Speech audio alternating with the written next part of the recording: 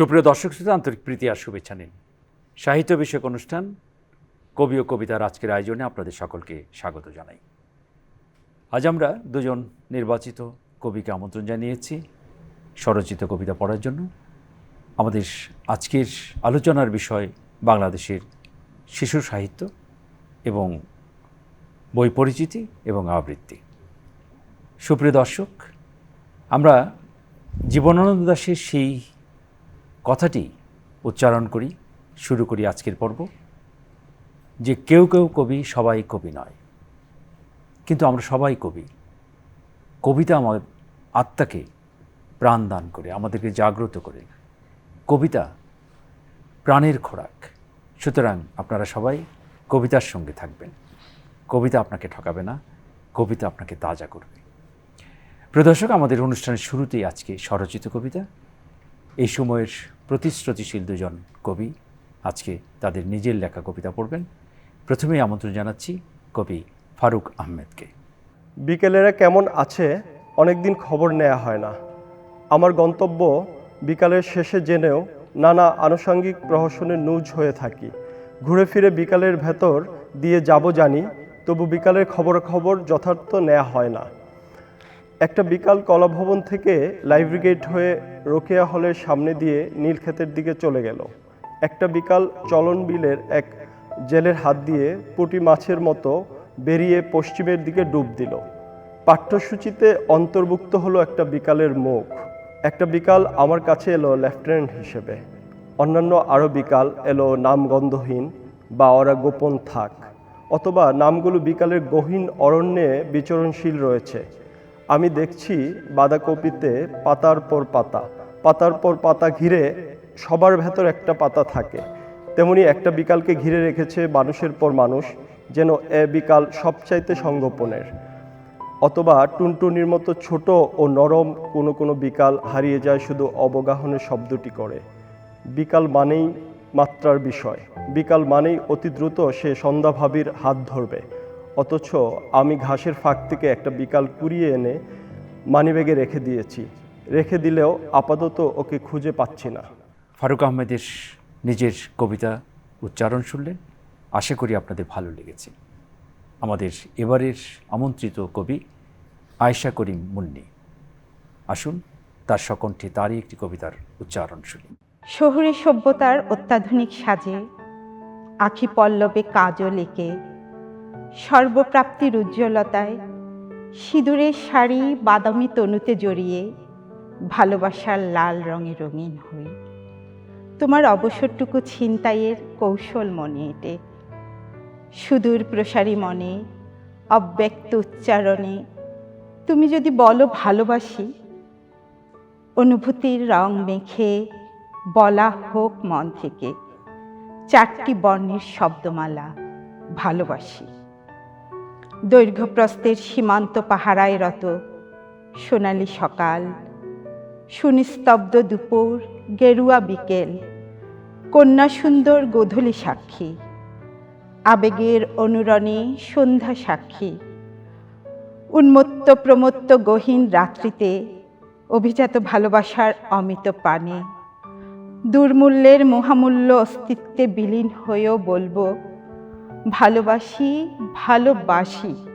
নির্ঝঞ্ঝাট কক্ষপথে দীপ্ত চিত্তের স্কেচে সূর্যের মতো দীপ্তমান তুমি।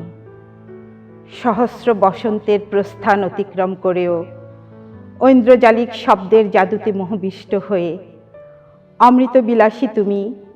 অমিত দ্বিধার দেয়াল ভেঙে যদি বলো ভালোবাসি, উত্তাল সমুদ্রে বইবে তখন পাগলা হাওয়া। কুচকানো চামড়ার বুড়ো বুড়ি মেতে উঠব জ্যোৎস্না স্নানে। বসন্ত দিনের সোনালি পেখম খুলে স্মৃতি হাতড়াবো নির্বাক ফ্রেমে। যতবার উচ্চারিত হবে তোমার সুমিষ্ট ভালোবাসার ভালোবাসি, ততবার একটি নতুন নক্ষত্রের জন্ম হবে। দিগন্তে প্রতিধ্বনিত হবে আমাদের শীতকার দুটি ভালোবাসি। ভালোবাসার উৎসব হবে প্রতিদিন অনন্ত লোকে, অবেলায় আমৃত্যু ভালোবাসার উৎসব হবে। আমাদের আজকের আলোচনার বিষয় ছড়া সাহিত্য বা শিশু সাহিত্য। আমরা এই বিষয়টির উপর আলোচনা করার জন্য আমন্ত্রণ জানিয়েছি শিশু সাহিত্যিক, বিশিষ্ট শিশু সাহিত্যিক রায়হান সিদ্দিককে, সরকারের অতিরিক্ত সচিব এবং গণগ্রন্থাগার অধিদপ্তরের মাননীয় মহাপরিচালক। আপনার কাছে জানতে চাই যে বাংলাদেশের শিশু সাহিত্য যেটি অনেক আগে থেকেই এখানে চর্চা হচ্ছে এবং একটি সাহিত্যের একটি প্রখর মাধ্যম, আমি বলবো যে প্রবল একটি, আমরা সেই ছোটোবেলায় ছিপখান, তিনদার, তিনজন, মাল্লা কিংবা ওই দেখা যায় তাল গাছ, ওই আমাদের গা, ওইখানেতে বাস করে কানাবগির ছা, ওই বগি তুই খাস কি, পান্তাবাদ চাষ কি, পান্তা আমি চাই না, পুঁটি মাছ খাই না। এই যে ছোটোবেলায় আমরা স্কুলে কিংবা বাবা মার কাছে যে এই যে শিশু ছড়া দিয়ে আমাদের যে মনের বিকাশ শুরু হয়েছিল, সেটি এই পর্যায়ে কী আছে একটু ইতিহাসটা জানতে চাই, যে অর্থাৎ বাংলা সাহিত্যের ছড়ার একটি ইতিহাস আছে, সেটি একটু প্রথমে আলোকপাত করবেন। ছড়া হচ্ছে কবিতার খুব আদি একটা ফর্ম। মুখে মুখে যে কথাগুলো মানুষ বলে বেড়াতো, মনের ভাব প্রকাশ করত, মনের আনন্দের জন্য, মানুষকে আনন্দ প্রদানের জন্য, সেই কথাগুলোকেই ছন্দবদ্ধ আকারে মানুষ যখন বলতে শুরু করেছে, একটা, দুটো, তিনটা লাইন, তখন এগুলো ছড়া আকারে চলে এসছে। বহু আগে থেকে যখন আপনার কোনো কিছু, আপনার লিখিত কোনো ফর্ম আবিষ্কার হয়নি, এমনকি বর্ণমালারও যখন আসেনি, তখন থেকেই কিন্তু মানুষ মুখে মুখে ছড়া কেটেছে।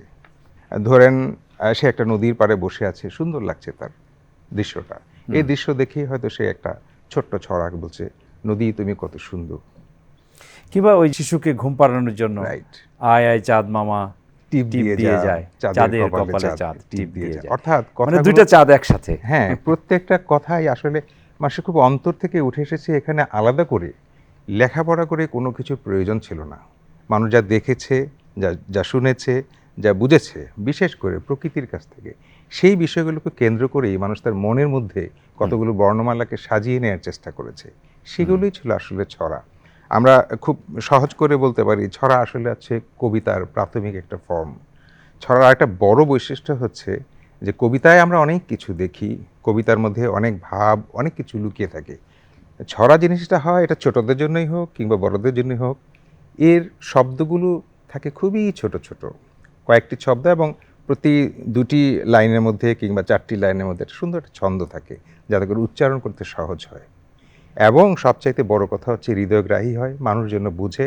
সবচেয়ে বড় কথা, মানুষ যেন এটাকে কণ্ঠস্থ করতে পারে, এটা জন্য সে একবার শুনে আরেকবার জন্য সে সামনাসামনি বলতে পারে, মনের ভাবটা প্রকাশ করতে পারে।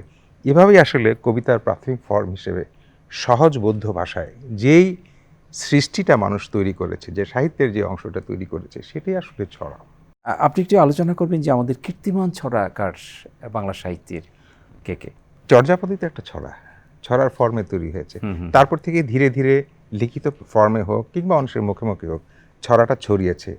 নজরুল ইসলামের সময়, রবীন্দ্রনাথের সময় তারা যে কাজটি করেছেন, ছোট ছোট কবিতা বিশেষ করে সাধারণ মানুষের জন্য, ছোটদের জন্য একটু একটু করে লিখে গেছেন ছদ্মের আকারে। সেইগুলো যখন এসছে, বলা যেতে পারে সেই অর্থ থেকে যে শুধু নজরুল কিংবা রবীন্দ্রনাথ ঠাকুর কেন, তখন সুকুমার রায় তো নিঃসন্দেহে। এর পাশাপাশি ওই সময়ে যারা খুব সুবিখ্যাত আপনার লেখক ছিলেন, কবিতা যারা লিখতেন, তারা প্রত্যেকেই কম বেশি আসলে ছড়া লিখে গিয়েছেন। আপনি জসীমউদ্দীনের ছড়া ফেলবেন কোথায় বলেন? প্রথিত যশা সাহিত্যিক যারা আছেন, সকলেই আসলে কোনো না কোনো সময় আপনি ছড়া কিন্তু লিখেছেন। এবং মনে হচ্ছে যে কবিদের হাতে ছড়া আরও কেমন জানি একটু নান্দনিক হয়ে উঠেছে আমার মনে হয়। নিঃসন্দেহে, কারণ হচ্ছে কবির কাজই তো হচ্ছে কবিতা নিয়ে চর্চা করা, শব্দকে নিয়ে খেলা করা, শব্দকে কি করে ছন্দবদ্ধ করা যায়, শব্দকে কি করে সহজবোধ্য করে মানুষের কাছে উপস্থাপন করা যায়, সেটাই তো কবির কাজ। স্বাভাবিকভাবেই কবির হাত দিয়ে যখন ছড়া বেরিয়েছে, তার প্রকরণটাই হয়েছে অন্যরকম, এবং সেটার গ্রহণযোগ্যতাই হয়েছে একেবারেই ভিন্ন রকম। আমরা ছোটবেলায় পড়েছি, ওই দেখা যায় তাল গাছ, ওই আমাদের গা, ওইখানেতে বাস করে কানাবগির ছা। ওই যে গা ছা, মানে ছন্দের যে এই মিলটা রাখা হয়েছে, কেন রাখা হয়েছে? এই জিনিসগুলো যাতে শিশুদের কাছে বিশেষ করে গ্রহণযোগ্য হয়, তারা যেন খুব সহজেই এটাকে ধরতে পারে। আর ছড়ার আরেকটা বিষয় আমি বলি, যেটা আমার কাছে মনে হয়েছে আর কি, সেটা হচ্ছে যে ছড়া যখন শুরু করে তখন কোনো একটা নির্দিষ্ট বিষয়কে সে ইন্ডিকেট করে নির্দিষ্ট বিষয়কে প্রকাশ করার জন্য কিন্তু ছড়া আসে না। ছড়ার মধ্যে একই সাথে অনেকগুলো বিষয় চলে আসতে পারে।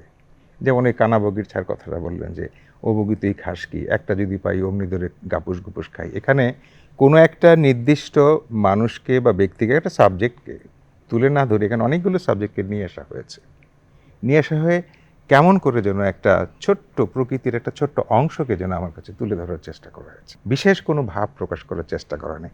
আপনি আরেকটা জিনিস লক্ষ্য করবেন, ছড়ার মধ্যে এমন কিছু আছে যা আসলে অনেক সময় তাৎক্ষণিকভাবে মনে হবে যে কোনো অর্থই প্রকাশ করে না।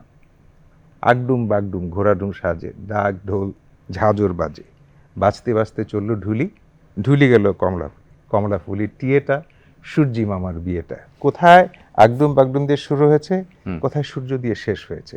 ছড়া মনের ভিতর থেকে প্রকৃতির যে বিষয়গুলো যখন যেভাবে আসা দরকার চলে আসছে বলে গিয়েছে। এছাড়াও যে বিষয়ভিত্তিক কিছু ছড়া আছে, আমরা যদি মনে করি যে শিশুদের, আমরা প্রথমেই যে কথাটা শুরু করেছিলাম যে শিশুদের মননের জাগরণের ক্ষেত্রে যে ছড়াগুলো, সেগুলো কি এখন আমরা পাচ্ছি যে এই সময়গুলো, যে তথ্য প্রযুক্তির এই সময়গুলো, যে শিশুরা আমরা বলি যে আগামীর ভবিষ্যৎ, তাদের জন্য কি আসলে ছড়া এখন লেখা হচ্ছে কিনা? আমাদের জেনারেশন পর্যন্ত আমরা যেটা দেখেছি, খুব ছোটবেলা নানি কিংবা দাদি কিংবা মায়েরা আমাদের কাছে গল্প করেছেন ঘুমানোর সময় ঘুম পাড়ানির গল্প, খালা ফুপু, আপনার ঠাকুরমার ঝুলি থেকে আপনার ডালিম কুমারের গল্প বলেছেন। এগুলো বলেছেন আমাদের কল্পনার মধ্যে চলে এসছে ঘোড়া, কল্পনার মধ্যে চলে এসে বিশাল দৈত্য, এই বিষয়গুলো চলে আসছে। এখনকার মানুষ যেহেতু প্রযুক্তি, আপনি বললেন যে এত বেশি এগিয়ে গেছে, খুবই হঠাৎ করে, আসলে মাত্র 30-35 বছরে অবিশ্বাস্য গতিতে যেই বিষয়টা হয়েছে, গত 30-40 বছরে একটা ট্রেন্ড লক্ষ্য করলে আপনি দেখতে পারবেন। এখনকার আমাদের সন্তানদেরকে আপনি ইচ্ছে করলেই ভূত পেতনির গল্প দিয়ে ভুলাতে পারবেন না। ব্যাপারটা তার জন্মের পর থেকেই সে একটা ডিভাইস হাতের কাছে পাচ্ছে এবং এইটা থেকে সে এন্টারটেইনমেন্টের চেষ্টা করছে। যেই ডিভাইসের মধ্যে সে কিন্তু ভূত প্রেত দেখছে না, কোনো পিছনের কল্পনা, অলৌকিক কোনো কল্পনা সে দেখছে না। সে দেখছে জগতের আবিষ্কার সমূহ কীভাবে এগিয়ে যাচ্ছে পৃথিবী। এগুলো দেখার ফলে তার চিন্তায়, তার মননের মধ্যে দূর ভবিষ্যতের বিষয়টাই শুধু প্রকাশ পাচ্ছে, সে পিছন দিকে আর যাচ্ছে না। যে কারণে এই প্রকৃতি নিয়ে, এই আপনার আমাদের পুকুর ঘাট নিয়ে, এই আমাদের সুন্দর একটা তাল গাছ নিয়ে আপনি কবিতা বা ছড়া লিখে বাচ্চাকে প্রেজেন্ট করবেন, বাচ্চা কিন্তু সেভাবে সেটা নিচ্ছে না। এবং আরেকটা বড় বিষয় হচ্ছে, আমরা যারা প্রকৃতিকে দেখেও বড় হয়েছি, এখন ধরেন নাগরিক বাস্তবতায় আপনি যদি বলেন যে একটা শিশুকে তুমি ধান গাছ দেখেছো, সে কিন্তু দেখেই নি।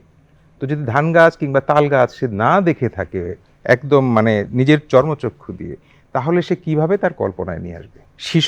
শিশুর জন্য যদি কবিতা কিংবা ছড়া লেখা যায়, আমার মনে হয় অনেক বেশি গ্রহণযোগ্য হবে। সেখানে প্রশ্নটা, যে আপনি নিজেও লিখছেন, আপনি বুঝতেও পারছেন যে পরিস্থিতিটা কি এখন, তাহলে সেই শিশুদেরকে কিভাবে, মানে বর্তমান বাস্তবতায় বিষয়কে কেন্দ্র করে কিভাবে তাদেরকে ছড়া সাহিত্যে আনা যায়? আমরা একটা কথা জানি ইংরেজিতে, চ্যারিটি বিগিনস অ্যাট হোম।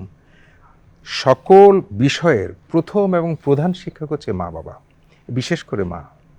তো আমাদের যে কাজটা করতে হবে সেটা হচ্ছে যে আমাদের মায়েদেরকে উৎসাহিত করতে হবে, মায়েদেরকে অনুপ্রাণিত করতে হবে যে আমাদের সন্তানরা যেন কল্পনার একটা সুন্দর জগৎ নিয়ে বেড়ে উঠতে পারে, সেই বিষয়টা দেওয়ার চেষ্টা করে। সেজন্য সুন্দর সুন্দর গল্প, ঈশপের গল্প থেকে শুরু করে সকল গল্পগুলোই শুধুমাত্র ডিভাইসটাকে হাতের কাছে না রেখে গল্পগুলো বাচ্চাদের সাথে করা, রাতে যখন ঘুমোতে যায় বাচ্চাগুলো একটা দুটো ছোট্ট ছোট্ট করে গল্পগুলো বলা, এই যাতে করে এগুলো তাদের মাথার মধ্যে গেঁথে যায়। শুধু তাই না, তার পাশাপাশি টেকনোলজি তো আসবেই। টেকনোলজিক্যাল স্টোরিগুলো আপনার সামনে নিয়ে আসতে হবে। ডিভাইসটা কী, পৃথিবী কোন দিকে যাচ্ছে, গ্যালাক্সি কী, এই জিনিসগুলো আসতে হবে। সবচেয়ে বড় জিনিস হচ্ছে এখন শিশুরা বোঝার বয়স থেকে যেই বিষয়গুলো চোখের সামনে দেখে সেই বিষয়গুলো সম্পর্কে খুব সাধারণভাবে ধারণা দিতে হবে।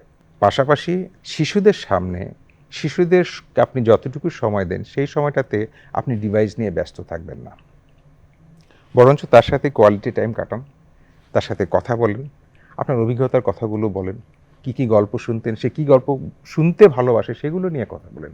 আপনি নিজে যদি খুব বেশি ডিভাইসে ব্যস্ত থাকেন এবং বাচ্চাকে বলেন এই খবরদার এটা ধরিস না, এটা কিন্তু হবে না। বাচ্চা কিচ্ছু বলবে না, কিন্তু যখন দেখবে যে আমার মা কিংবা বাবা এটা নিয়ে বসে আছে সারাক্ষণ এবং আমাকে বলছে যেটা ধরো না, সে কিন্তু এটা বুঝতে পেরেছি। মূল দায়িত্বটা হচ্ছে বাবা মার। আমরা প্রাথমিক একদম প্রথম সেটি হচ্ছে যে তাকে জীবনের গল্প শোনানো, তাদের প্রকৃতির গল্প শোনানো। বর্তমান ছড়া সাহিত্যের গতি প্রকৃতি কি, আপনার কি মনে হয় যে এটির ভবিষ্যৎটা কি বাংলাদেশের ছড়া সাহিত্যের বর্তমান অবস্থা? আমরা আসলে যেভাবে আশা করেছিলাম যে শিশুদের জন্য ছড়া সাহিত্য রচিত হবে, সেইভাবে রচিত হচ্ছে না। আগের কবিরা যেভাবে লিখেছেন সেই ধাঁচটা কিংবা সেই ধারাটাই আমাদের যারা বর্তমান সাহিত্যিক আছে তারা সেটা ফলো করছে। আমি যেটা মনে করছি, তাদেরকে অনেক বেশি এগিয়ে আসতে হবে শিশুদের গ্রুপকে টার্গেট করে, তাদের বয়সকে টার্গেট করে কোন বয়সের জন্য কি কি লেখা উচিত, এই জিনিসগুলো বেশি বেশি করে লেখা। যেহেতু প্রযুক্তির কারণে মানুষ এখন বই বিমুখ হয়ে যাচ্ছে, ছোটবেলা থেকেই শিশুরা যাতে বইয়ের দিকে আকৃষ্ট হয়, ছোট ছোট আকারে ছড়ার বই, ছড়া লেখা, এগুলো অনেক বেশি বেশি করে লেখা উচিত এবং তাদের সামনে আমার মনে হচ্ছে এগুলো তুলে ধরা উচিত। শিশুদেরকে কি করে আমরা ছড়ার মাধ্যমে তার মননশীলতাকে বেড়ে উঠাতে পারি বা তুলে ধরতে পারি, সেটার জন্য চেষ্টা করতে হবে এবং আমাদের যারা সাহিত্যিক রয়েছেন তাদের সমস্ত মনোযোগ থাকা উচিত মূলত শিশুদের দিকে।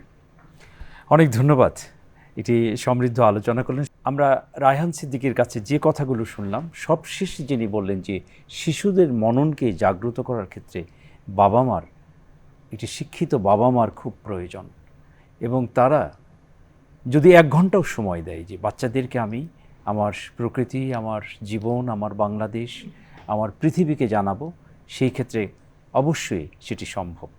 আমরা শিশুদেরকে ছড়া সাহিত্যের মাধ্যমে তাদের মননকে জাগ্রত করব, এটিই হচ্ছে মূল বিষয়। প্রিয় দর্শক, আমাদের এবারে আজকে আবৃত্তি করছেন শাহতাজ মুনমুন। তোমরা যেখানে সাধ চলে যাও, আমি বাংলার পাড়ে রয়ে যাব।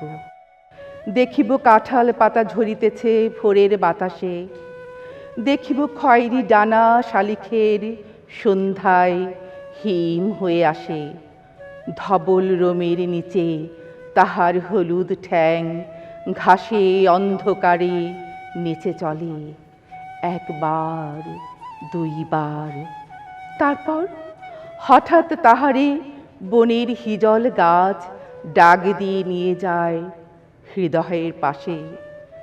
দেখিব মেলি হাত সকরুণ, সাদা শাখা ধূসর বাতাসে। শঙ্খের মতো কাঁদে সন্ধ্যায় দাঁড়ালো সে পুকুরের ধারে। খইরঙা হাঁসটিরে নিয়ে যাবে যেন কোন কাহিনীর দেশে। পরন কথার গন্ধ লেগে আছে যেন তার নরম শরীরে। কলমি দামের থেকে জন্মেছে সে যেন এই পুকুরের নীড়ে। নীরবে পা ধুয়ে জলে 1 বার, তারপর দূরে নিরুদ্দেশে চলে যায় কুয়াশায়। তবু জানি কোনো দিন পৃথিবীর ভিড়ে হারাবো না তারে আমি, সে যে আছে আমারে বাংলার তীরে। জীবনানন্দ দাশের কথা দিয়ে শুরু করেছিলাম, তারই একটি কবিতার আবৃত্তি শুনলেন। আমরা অনুষ্ঠানের শেষ পর্যায়ে রয়েছি। আজকে শেষ পর্যায়ে কয়েকটি নতুন বইয়ের পরিচিতি তুলে ধরছেন আবৃত্তি শিল্পী পলি পারভিন। আজ জানাবো আপনাদেরকে 5টি গ্রন্থ সম্পর্কে। প্রথমেই জানাবো একটি নাটকের বই সম্পর্কে। ডক্টর মুকিত চৌধুরীর নাটকের বই ত্রয়ী। মূলত এই গ্রন্থটিতে লিপিবদ্ধ রয়েছে তার লেখা 3টি নাটক, যোদ্ধা, আটি ফাল্গুন এবং কলকাতায় মির্জা গালিব। মানুষের যেই পাপাচার এবং তার যে করুণ পরিণতি হয়, সেই আখ্যান রয়েছে তার যোদ্ধা নাটকে। আটি ফাল্গুন এই নাটকের মূল উপজীব্য হচ্ছে একজন নারীর অতীত, তার হারানো ঠিকানা খোঁজা, তার যে কষ্ট, যন্ত্রণা এবং হাহাকার, সেই বিষয়টি। এবং কলকাতায় মির্জা গালিব এই নাটকটি হচ্ছে একটি বিয়োগাত্মক ঘটনা। মানবদিকের নানা চরিত্র ফুটে উঠেছে এই নাটকে। আপনারা এই 3টি নাটক একত্রে পেয়ে যাবেন ডক্টর মুকিত চৌধুরীর ত্রয়ী নাটকের বইটিতে। ধ্রুব এসের প্রচ্ছদে আদিত্য প্রকাশ থেকে প্রকাশিত হয়েছে এই বইটি এবং এর বিনিময় মূল্য 400 টাকা মাত্র। এবার আপনাদেরকে জানাবো মামুন মুস্তাফার কবিতা সংগ্রহ এই বইটি সম্পর্কে। মামুন মুস্তাফা একজন গদ্যকার, কবি এবং সম্পাদক। তার কাব্যগ্রন্থ রয়েছে 14টি এবং 14টি কাব্যগ্রন্থের প্রথম যে 8টি গ্রন্থ রয়েছে সেই 8টি গ্রন্থ থেকে বাছাইকৃত কবিতা নিয়ে তার কবিতা সংগ্রহ এই বইটি। এই বইটিতে আমরা দেখতে পাব তিনি লিখেছেন নস্টালজিয়া, দার্শনিকতা এবং মৃত্যুর কথা। আপনার বইটি সংগ্রহ করতে পারেন। এবার আপনাদেরকে জানাবো আরও একটি কবিতার বই সম্পর্কে, নাসিমা খান বকুল, তার কবিতার বই অতঃপর আমি এবং আমরা। এই বইটি জিনিয়াস পাবলিকেশনস থেকে প্রকাশিত হয়েছে। বইটির বিনিময় মূল্য 200 টাকা মাত্র। বইটি প্রচ্ছদ করেছেন ধ্রুব এস। তার এই কবিতার বইয়ে আমরা যে কবিতাগুলো দেখতে পাই সে কবিতাগুলো তিনি লিখেছেন জীবনের তাগিদ, সমাজের তাগিদ এবং শিল্পের যখন নৈতিক কোনো উত্থান হয় সে সময়কালে। তাই এই কবিতাগুলো যদি আমরা পাঠ করি তবে আশা করি একজন নাগরিক, সচেতন নাগরিক হিসেবে আমরা নিজেদেরকে গড়ে তুলতে পারব। কবি রানা কুমার সিংহ, তার কবিতার বই সন্ধেরা জমা থাকে ভাঙা জানালায়। এ বইটিতে রয়েছে 7টি কবিতা। নাগরিক প্রকাশনী থেকে কবিতার বইটি প্রকাশিত হয়েছে। এর বিনিময় মূল্য 140 টাকা মাত্র। এ কবিতার বইটিতে আমরা দেখতে পাই জীবনের কথা, রয়েছে জীবনে যে বোধের উন্মেষ সে বিষয়ে, রয়েছে প্রেম, প্রকৃতি, তার কথা। সংগ্রহ করতে পারেন বইটি। আমাদের আজকের পর্বের সর্বশেষ বই কবি সাব্বির রেজার একজন নিঃসঙ্গ দেবদারু। এ বইটিতে প্রেম, প্রকৃতি, জাগরণ, আশা এবং বিষাদ এই ধরনের বিষয়গুলো নিয়ে কবি লিখেছেন। সবুজ রহমানের প্রচ্ছদে এ বইটি এবং মানুষ প্রকাশনা থেকে প্রকাশিত হয়েছে। বইটির বিনিময় মূল্য 200 টাকা মাত্র। জানিয়ে দিলাম আমাদের আজকের বই পরিচিতি পর্বে যে 5টি গ্রন্থ আমাদের কাছে রয়েছে তা সম্পর্কে। প্রিয় দর্শক শ্রোতা, বই পড়ুন, নিজের বোধকে জাগ্রত করুন। প্রিয় দর্শক, অনুষ্ঠান থেকে বিদায় নিতে চাই। যাবার আগে আপনাদের কাছে প্রতিবার যে কথাটি বলি সেটি হচ্ছে বই। বই আপনি সঙ্গে রাখেন, নিত্যদিন বই পড়েন, 1 ঘন্টা হলেও আপনি বইয়ের কাছে সময় দিন। বই আপনাকে ঠকাবে না, আপনাকে জাগ্রত করবে। কবিতা আপনাকে জাগ্রত করবে। কবিতা জীবনের অভিজ্ঞতা থেকে রচিত হয়। সুতরাং কবিতা পড়ুন, উপন্যাস পড়ুন, গল্প পড়ুন, প্রবন্ধ পড়ুন, যার যেটি ভালো লাগে সেটি পড়ুন, কিন্তু বই পড়বেন, এটি আপনাদের কাছে অনুরোধ। এই অনুষ্ঠানের সার্থক সেখানেই যেখানে একটি পাঠক গড়ে উঠবে, সৃজনশীল এবং মননশীল যারা পাঠক রয়েছেন তাদের প্রত্যাশায় আজকে এই অনুষ্ঠান শেষ করি। আপনারা সকলে ভালো থাকবেন, সুন্দর থাকবেন।